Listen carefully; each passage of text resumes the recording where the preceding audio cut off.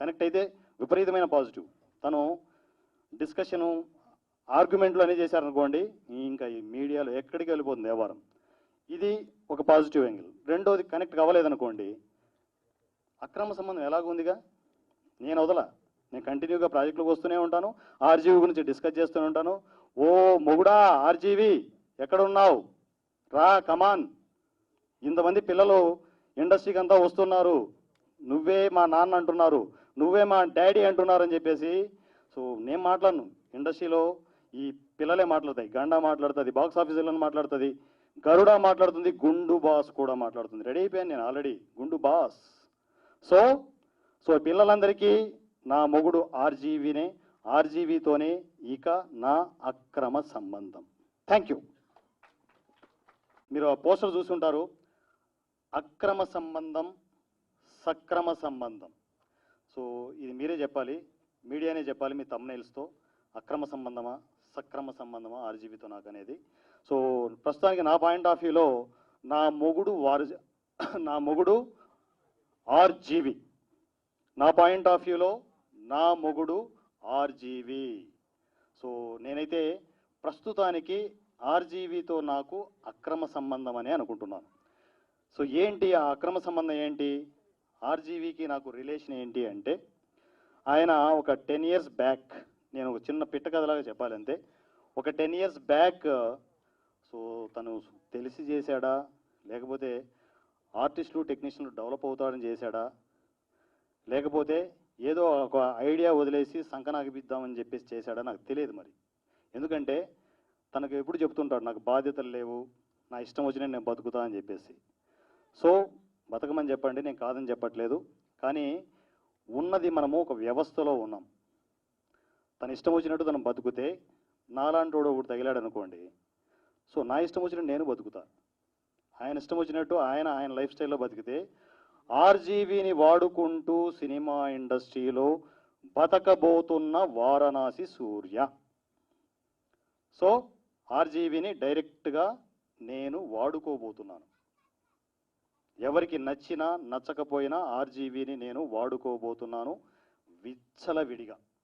ప్రతి ఇంటర్వ్యూలోనూ ప్రతి ప్రెస్ మీట్లోనూ ఆర్జీవే నా మొగుడు, నా శత్రువు, నా ఫ్రెండ్, నా ఫిలాసఫర్, ఎవ్రీథింగ్. ఎందుకంటే ఆర్జీవీ నుంచి వచ్చిన ఒక ఐడియానే వారణాసి సూర్య. ఆయన ఐడియా నుంచి నేను పుట్టుకొచ్చాను. లేకపోతే ఆయన నిజంగా ఆ టైంలో 10 years బ్యాక్ ఆ ఐడియా ఇవ్వకపోయి ఉంటే, జీరో బడ్జెట్ కాన్సెప్ట్, బడ్జెట్ లేకుండా సినిమా చేయొచ్చు అనే ఐడియా ఇవ్వకపోయి ఉంటే, నేను ఎక్కడో ఏ పల్లెటూరులోనో లుంగి కట్టుకొని ఒక కిరాణా కొట్టులో కూర్చునేవాడిని. బీ ఫ్రాంక్ చెప్తున్నాను. ఎందుకంటే సినిమా ఇండస్ట్రీలో చిన్న సినిమాలు చేయడం కష్టం. సింపుల్ లాజిక్, ఆయన ఆ వీడియో పెట్టి నన్ను దారుణంగా చెడదొబ్బాడు.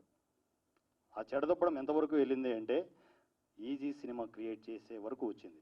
నేనే కాదు, నేను ఎన్నోసార్లు చెప్తున్నాను, నేను మీడియా పక్షపాతిని అని చెప్పేసి. విపరీతమైన దారుణమైన స్వార్థపరుని నేను బతకాలి, నా చుట్టూ ఉన్న నా ఫ్యామిలీ మెంబర్స్ అందరూ, నా ఇండస్ట్రీ అంతా బతకాలి అనుకునేవాడిని. సో ఆ పాయింట్ ఆఫ్ వ్యూలో ఈజీ సినిమా క్రియేట్ అయ్యింది. సో ఆ సంబంధంతో ఆయన ఇచ్చిన ఐడియా, నేను తన పర్సనల్గా ఏది కూడా అటాక్ చేయట్లేదు, ఓన్లీ సినిమా గురించే మాట్లాడుతున్నా. ఆయన ఇచ్చిన ఐడియా, సో ఆ పాయింట్ ఆఫ్ వ్యూలో నేను పుట్టుకొచ్చి ఇక్కడ ఏం చేస్తున్నానంటే, నేను ఒక పెళ్ళాంలాగా, ఆర్జీవీకి పెళ్ళాంలాగా, ఆయనకు బంధుత్వాలు ఉండవు, కానీ ఇప్పుడు నేను అక్రమ సంబంధం పెట్టుకుంటున్నాను, తప్పదు కదా, ఏం చేయాలి, పెట్టుకోవాల్సి వస్తుంది. సో ఒక పెళ్ళాంలాగా నేనేం చేశానంటే, గండ అనే బిడ్డను కన్నాను, గండ అనే మొదటి బిడ్డను కన్నాను నేను. ఇప్పుడు దానికి తండ్రి ఎవరు? నేను ఎన్నోసార్లు చెప్పాను, మై డియర్ డార్లింగ్, ఓ మొగుడా, నేను ఇలా గండ అనే ఒక సినిమా చేశాను, నువ్వు ఇచ్చిన ఐడియా వల్లే వచ్చి సావు, బయటకు వచ్చి ఏదైనా మాట్లాడని చెప్పేసి ఎన్నోసార్లు నేను మెసేజ్లు పెట్టాను. పర్సనల్గా ఒక్కసారి కాల్ లిఫ్ట్ చేశాడు.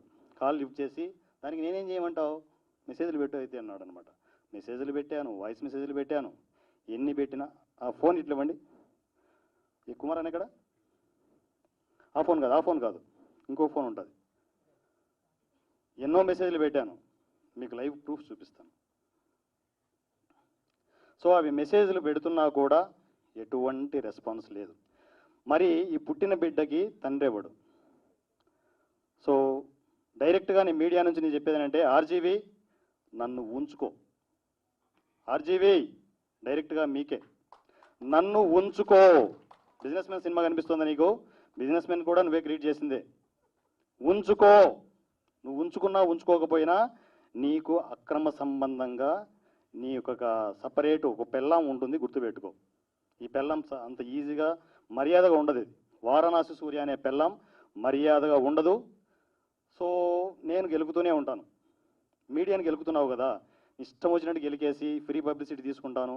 మీడియా నేను రమ్మని చెప్పానా? నువ్వు మాట్లాడుతున్నావు కదా, నేను నిన్ను రమ్మని చెప్పట్లేదు. దయచేసి ఏంటంటే, నేను నిన్ను కలవాలని అనుకోవడం లేదు, ఎప్పుడూ కలవాలనుకోవడం లేదు. కానీ నేను నిన్ను గెలుపుతూనే ఉంటాను. ఎందుకంటే నువ్వే ఐడియా ఇచ్చావు. ఇప్పుడు దానికి రెస్పాన్సిబిలిటీ తీసుకోకపోతే ఏంటి? ఎవరిది బాధ్యత? నీదే కదా బాధ్యత. నాకు బాధ్యతలు లేవు, బంధుత్వాలు లేవు అంటావు. మరి ఎవరికి చెప్పుకోవాలి నేను? నా మీడియాకే చెప్పుకోవాలి. డైరెక్ట్గా నా మీడియాతోనే మాట్లాడుతున్నాను. ఆర్జీవి నా మొగుడు, తను రెస్పాండ్ అవ్వట్లేదు. ఇప్పుడు గండా అని బిడ్డను కన్నాను, ఓకే. ఇప్పుడు నాదేంటంటే రోబో టైపు. నేను గండా కన్నాను, రేపొద్దున బాక్స్ ఆఫీస్ విలన్ వస్తుంది, దాని తర్వాత గుండుబాస్ వస్తుంది, దాని తర్వాత గరుడా వస్తుంది. ఈ పిల్లలందరికీ తండ్రి ఎవడు? ఎవరు? ఆర్జీవీనే కదా. ఒప్పుకోవట్లేదు. నాకేంది, నేను ఐడియా ఇచ్చాను అంటే, ఇప్పుడు దీంట్లో ఒక చిన్న పెట్టకథ ఉంది హిస్టరీలో. కుంతిలా తయారైపోయింది నా బతుకు. అక్కడేమో సూర్యుడి దగ్గర కూర్చొని నేను ఒక బిడ్డను కంటే బాగుండంటే టప్ అని చెప్పేసి ఒక కర్ణుడిని ఇచ్చేశాడు. అందరూ కర్ణుడు, ఇప్పుడు కర్ణుడు వచ్చాడు ఇక్కడ, గండా రూపంలో కర్ణుడు వచ్చాడు. రేపొద్దున పాండవులు వస్తారు, కౌరవులు కూడా వస్తారు వారణాసూర్య నుంచి. వీళ్ళందరికీ తండ్రి ఎవరు? ఆర్జీవి వింటున్నావా? ఎవరు తండ్రి? అందువల్లే నేను నీతో అక్రమ సంబంధం పెట్టుకుంటున్నా. ఈరోజు నుంచి నువ్వే నా మొగుడు, నిన్ను వదల. ఆర్జీవి నిన్ను వదలా. Thank you so much.